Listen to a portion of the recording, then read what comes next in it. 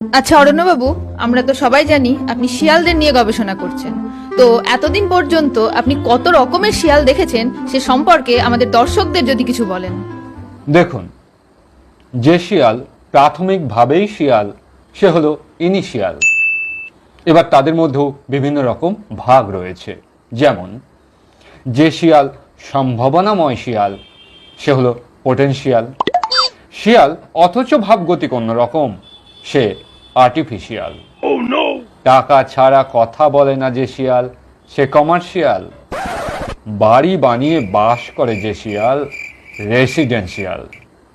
লুকিয়ে থাকে যে শিয়াল কনফিডেন্সিয়াল। উপকারী শিয়াল বেনিফিশিয়াল।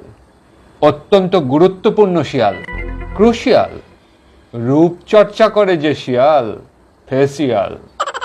যার মধ্যে আংশিক শিয়াল ধর্ম পার্শিয়াল। সবার প্রয়োজনে লাগে যে শিয়াল এসেনশিয়াল।